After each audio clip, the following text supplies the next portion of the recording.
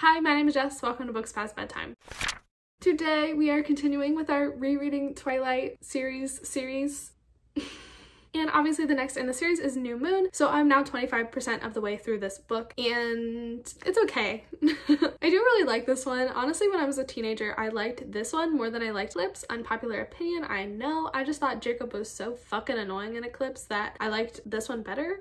Even though Jacob's in this one a lot, he's not as annoying. This book I liked so much because we saw the development of Bella and Jacob's friendship, and I love Bella and Jacob as friends. I think they are great friends. I think Jacob is such a good support to Bella when Edward does leave in this book. But anyway, let's rewind. So New Moon, basically in the beginning, it's Bella's birthday. She's 18. She's very stressed about getting older, especially because now she is older than Edward, even though he's 100. I digress. Anyway, she's mad. She doesn't want anybody to celebrate her birthday, but they obviously ignore her. There is a party at Edward's family's house for Bella. Bella is opening this present like a fucking idiot, gets a paper cut. Jasper is so overwhelmed by the scent of her blood that he attacks her, and Edward has to defend her, and Edward like throws her back against the glass table of all the presents and hurts her even worse than she was before, and he like has to restrain Jasper. It's this whole scene. After that makes Edward finally decide that he is way too dangerous to be around Bella, and he can't believe that he let his family get near her, and he can't believe that he has ruined her life. So he decides to extricate himself from her life and make it be like he never existed, and his whole family moves away from Forks. He leaves Bella there, and Bella tumbles into this terrible depression, and months go by without her realizing what's going on. She turns into a zombie. I think basically like 6 months passes before she gets her shit together. And what finally sparks her getting her shit together, kind of, is that she figures out whenever she does something reckless, she hears Edward's voice in her head. And so in order to cling to this little bit of Edward, she goes and decides to do reckless things. So she buys these motorcycles and is like, oh, I know somebody who fixes cars, Jacob Black. So she takes them to Jacob and they start fixing up the motorcycles. Bella starts to come out of her fog, and basically that's where I am right now. That's all that's happened. So like I said, I do really like the development of Bella and Jacob's friendship. Jacob is just great in this book, at least so far. He gets annoying towards the end, but whatever. I like him when he's not like wanting something from Bella, when he's just there to be her friend and support her and help her out and hang out with her. Like, that's the Jake that I like. We get a lot of that in this book, and I am enjoying that so far. And while I am like poking some fun at Bella and giving her some shit, I really do like her as a character still. Like, I understand why it's so dramatic that Edward left. It's because she's a teenager and he is literally her soulmate and the love of her life. So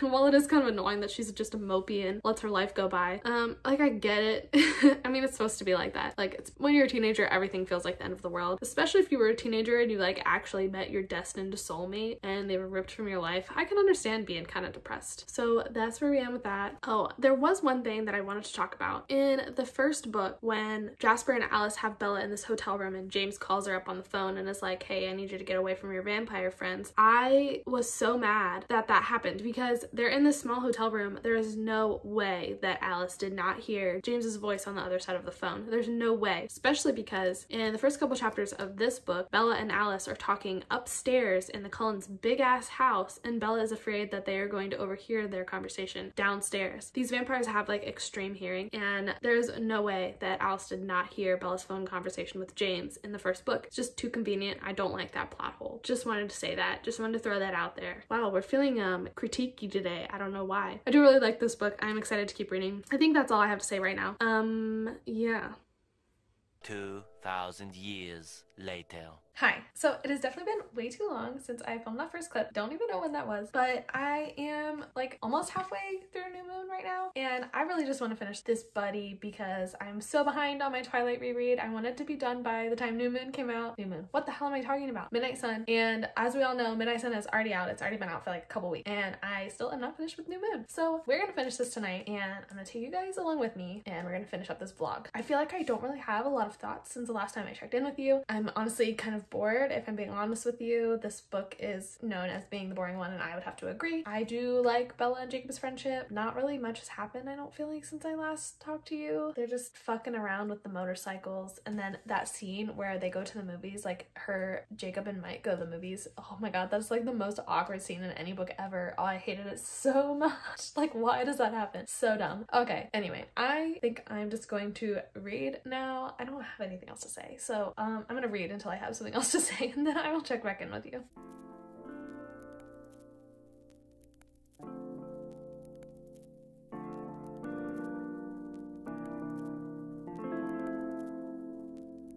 So I forgot I do actually have something to say. So Jacob has just recently like turned into a werewolf, and like I know he's turned into a werewolf, but Bella doesn't know yet. And honestly, I really don't understand what's the big deal about telling Bella. Like Jacob just ditches her and then it's like, oh, I can't tell you what's going on. I think that they explain it later on in the story, but right now I do not remember what the reasoning is, and it's making me angry. I'm like, Bella already knows about vampires and everything else. Like, why are we not telling? Just tell her you're a werewolf. Like, she already knows. It's not like she's going to reveal the secret. She's already in on the secret. Like, I don't get it. Also, Bella is really dumb because she should like guess from the context clues, I feel like, that Jacob is a werewolf, because that's how she guessed Edward was a vampire from the old legends of the tribe. So like just think a little, Bella, like use your brain a little bit and be like, oh, context clues. Jacob said that the reason this is happening is because of the Cullens. What are the Cullens? Vampires. How did I find out they were vampires? Because Jacob's tribe has all these legends about vampires, and I figured out what they were. Like, I don't understand why she's being so dumb. And I really don't understand why Jacob just doesn't tell her. I don't get it. I guess they're supposed to keep it a secret, but like she already knows. It doesn't make any sense. Okay,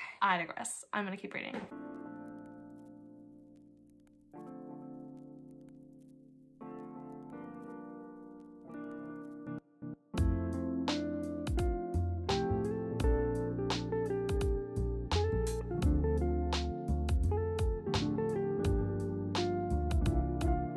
Okay, so they didn't end up telling me why Jacob can't tell her, and it's some kind of like weird woofy magic where he like cannot physically get the words out of his mouth. And also I forgot that the werewolves can all like read each other's minds, so they would totally know if he like ratted them out. I don't know, but I really like don't understand why they care that Bella knows.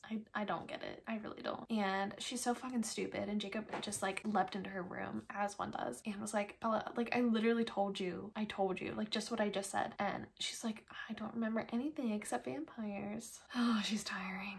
Oh my god. It's like, I really liked her in the first book, but she's really dumb in this book, if we're being honest with ourselves. So come on, Bella, get it together.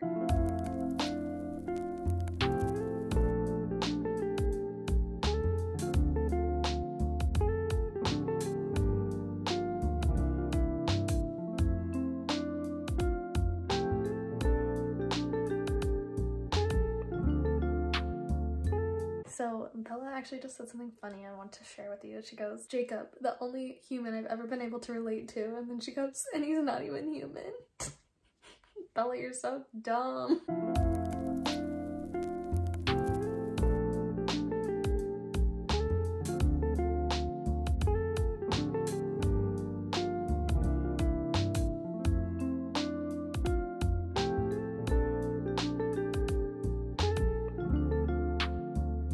Okay, new update. I'm now 75% of the way through, and it just finally got good. So I'm excited to keep reading the last little bit because like Alice just came and shit's gone down. So we're excited for that. But as of what I read up till this point, since the last time I updated you, so basically Bella like finally figured out that Jacob was a werewolf. They start getting even closer and like more touchy-feely. I hate that. I know that the love triangle adds a lot of drama to this series, but I really wish that Bella and Jacob could just be friends and could show that like a boy and girl can just be friends and it's okay, and then we just leave it at that. Don't really understand why we have to take it so far, but whatever, I digress. Also, Jacob like starts calling Bella honey, and it's just ew. It's so cringe. Like, that's another thing about New Moon that I'm really disliking, is that I don't think it's written as well as Twilight is. Like, I think it was written quicker, not edited as much, not thought through as much, just feels very awkward and clunky, and there are so many cringy scenes and even just cringy lines, like the way she leaves the chapter. It's like, I don't know how to explain it, just like one-off lines that are just cringy and dumb. So I am not loving that, honestly. But what I am loving is Charlie. Charlie's the best freaking character in this series. Like, I'm sorry, he's great. Like, he's just such a good dad. The fact that he's on Bella's side even against his oldest friend is just a testament to how like awesome of a dad he is. He's so good. Like, he just wants for Bella to be happy. He wants the best for her, and we stand that. We love a good father-daughter healthy relationship in a book. I think that's awesome. Like, he's so sweet. He's such a sweetheart. I just want to protect him. Also, I want to talk a little bit more about the weird secrecy around the werewolves. And it wasn't just that they want to keep their secret from Bella and like the normal people in the town. I really do not understand why they keep their werewolfness a secret from the other boys that are going to become werewolves. Like, Jake talks about how his transformation was like the scariest thing of his life. Like, why not be like, hey Quill, heads up, you're gonna turn into a werewolf soon, like, just so you know, so you're prepared a little bit and can kind of like mentally get in the right state of mind and expect it and like know how to do it without hurting anybody. Like, why are we keeping this a secret, especially from people that are going to know shortly?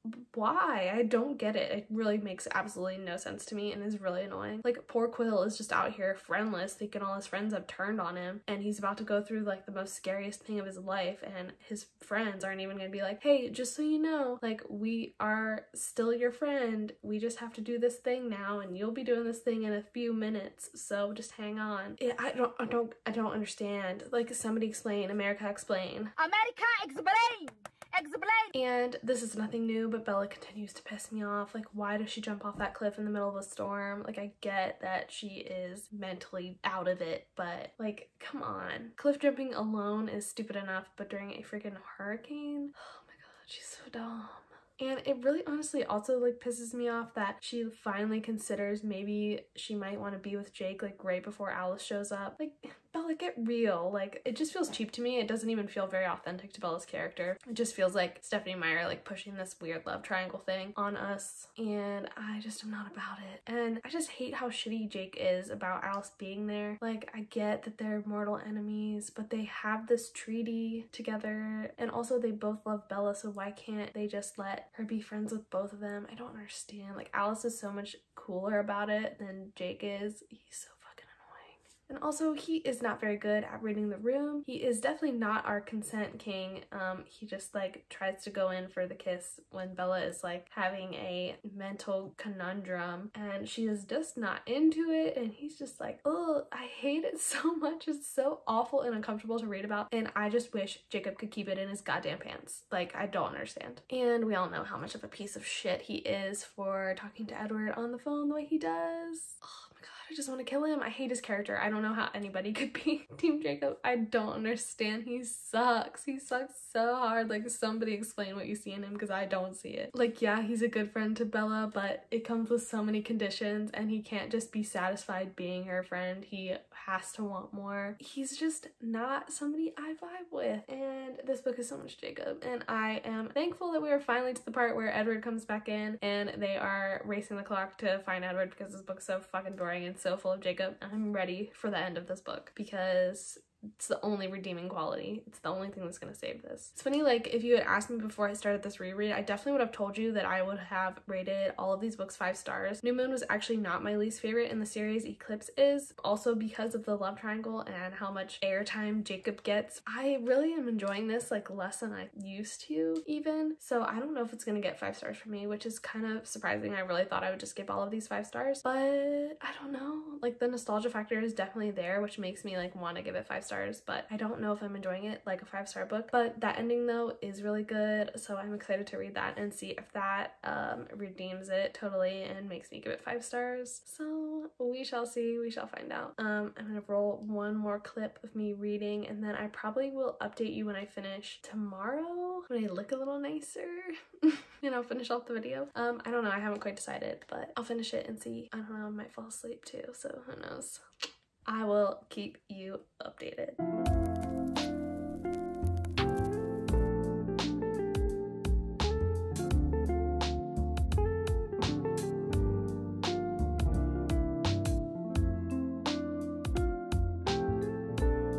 So I have a question.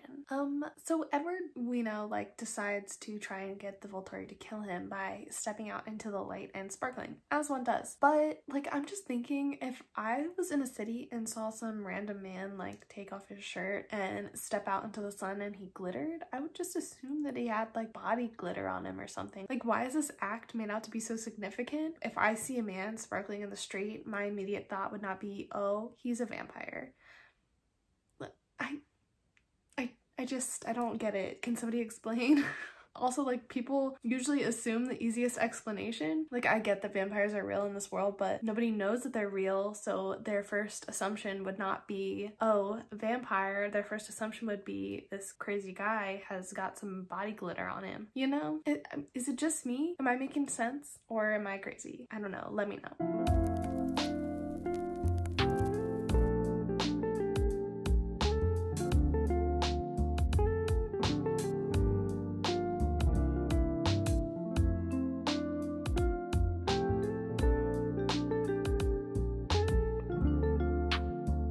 Hello, it is the next day and I have finally finished New Moon. I just finished it a couple minutes ago. To be honest, my reading experience overall of this one was underwhelming. So I've totally forgot like what I'm supposed to be talking about. Hang on. So first of all, I just kind of want to discuss, like, everybody's big complaint about this book is that Edward's not featured in it. And I totally agree. I don't like that he's not featured in it. It's a lot of Jacob to take in, which I'm not a fan of. I'm gonna get to that in a minute. But if I'm like thinking about why Edward left, I understand why he left, if that makes sense. I think it's very melodramatic that he left the way he did and that Bella reacted the way she did. Everything about this situation is very dramatic. But like at the core of it, I understand why Edward left and why he thought Bella was better off without him. Like, he definitely is a monster. I totally understand. We love a disturbed hero over here, so it makes me like him even more. To be honest, don't know if that's a good thing or not, but we're not going to get into my issues right now. We're talking about New Moon. Anyway, so I understand the morality behind why Edward left, and it really endears him even more to me because I'm like, you know, I get that. It makes sense. I think it was definitely the wrong decision, but I think you needed to see that that was the wrong decision in order to continue and feel good about this relationship, or better than you were before. Like, I think it needed to happen in a way. I don't think it needed to be so dramatic, but we wouldn't have a book if it wasn't that dramatic. So that's what I have to say on that. Understand why Edward left, appreciate him more for trying, but very glad that he's back. Definitely the last little bit of the book is so much better than the rest of it. I don't know how well you can see my tabs, but there is a lot of purple in the beginning of the book. Purple means I'm annoyed. Orange means I'm angry. And then pink means I love the scene and I love what's happening, and green is funny. So like, as you can see, this last chunk of the book that I just read, I either thought was funny or I loved it, whereas like the whole first part, I'm just annoyed.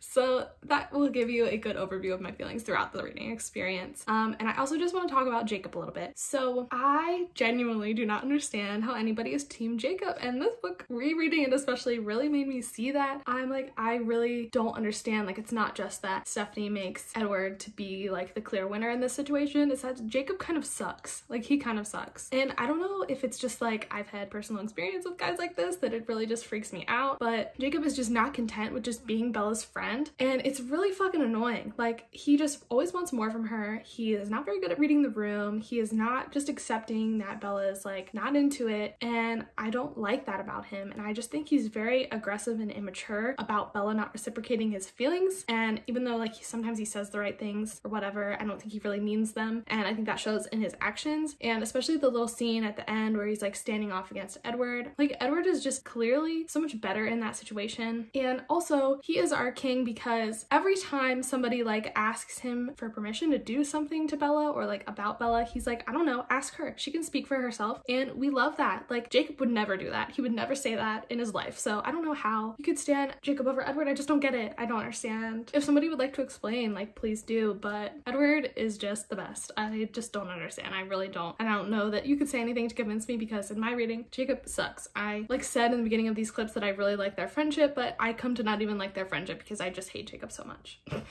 So that is my rant over. Honestly, I think I'm gonna rate this book 4 stars. Like, as I said before, I wanted to give it 5 stars, but I just really didn't like my reading experience enough to give it 5 stars. Definitely think it's a 4-star book. I just think the first one was so much better put together, so much better written. This one didn't feel like as thought out as the first one. And obviously it annoyed me a lot. So there's that as well. Yeah, so that is my reading vlog. I hope you enjoyed. I hope you like these like dedicated Twilight reading vlogs. I promise I will do the rest of the books. So that is gonna be all for me today. Thank you so much for watching this video. I really appreciate it. Let me know down below what you think about New Moon. Let's have a discussion. I would love to talk about it. I'm just so invested in the Twilight world right now and just want to talk to everybody about it, so let me know. I also wanted to take a moment to mention really quick that while I do think a lot of the criticisms that people have against this book are invalid and kind of come from a place of misinformation, I do want to recognize that this book is in many ways harmful to the Quileute tribal community.